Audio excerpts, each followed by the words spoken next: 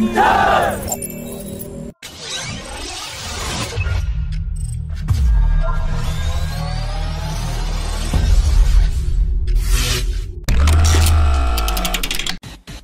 employee of Hindustan Aeronautics has been arrested by ATS on charges of spying for Pakistan.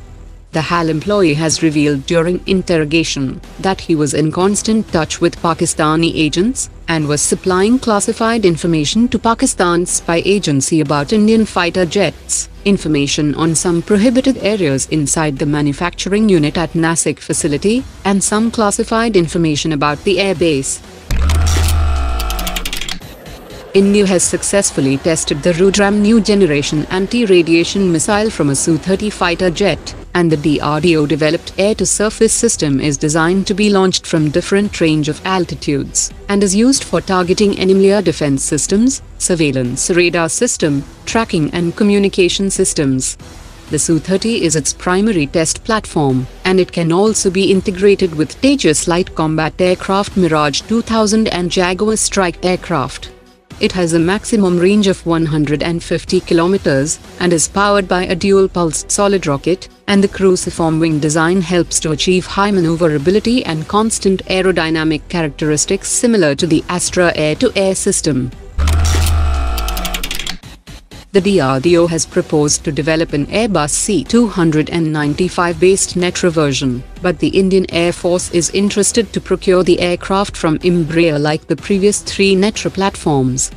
The Indian government is in talks to procure the commercial wing of the Brazilian aircraft manufacturer, which has recently launched a new ERJ-145XR long-range aircraft with 3,700 kilometers range, which could be one of the reasons why the Air Force is keen on procuring more jets from the same model, and the C-295 will also take time for testing and recertification as it is a new type of aircraft. As the deal for 83 Tejas Mark 1A fighter jet will be signed in December 2020, the Indian Air Force has asked Hindustan Aeronautics to maintain an annual production capacity of 20 aircraft per year from 2024 onwards, so that all fighter jets contracted are delivered by early 2028. Hindustan Aeronautics has already placed an order for the ELM 2052 radar system with the Israeli company, and has also started discussions with General Electric for fresh orders of more than 100 F404 engines, and the final contract will be signed in 2021. 11 batches of urgently needed Russian ammunition contracted by the Indian Army for over $190 million have been lying in warehouses in Russia since February 2020, and it is still awaiting shipment to India.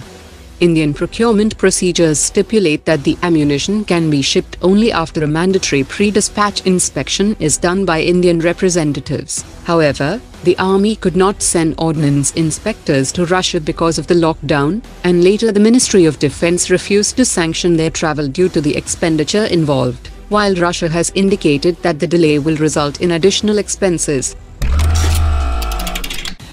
The Defense Ministry has asked the Central Public Works Department to expedite the construction of 3 crucial defense manufacturing hubs of Ordnance Factory Board, and these 3 units are planned for indigenous production of critical tank ammunition. The work at these units was supposed to be completed by June 2020, and the government has asked to complete the projects by December 2020. A group of senior Congress leaders have demanded that the government must reverse its decisions on the FDI policy changes in the defense sector, and the proposed privatization of 41 ordnance factories, as 80,000 employees are on an indefinite strike to protest against the corporatization, and it will compromise India's national security interests, and is also in violation of agreements and assurances given by the past governments.